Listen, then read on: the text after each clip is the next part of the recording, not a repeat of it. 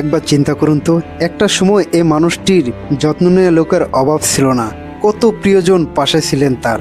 অথচ আজ ভেবে দেখুন, কি হবে ক্ষমতা দিয়ে, কি হবে হানাহানি করে, কি হবে কারিগরি টাকা রোজগার করে। সারা জীবন পরিশ্রম করেও কি আমরা এ মুসা খার মতো ক্ষমতাবান হতে পারবো বা তার সমান অর্থ কামাতে পারবো? নিজেকে একবার প্রশ্ন করুন।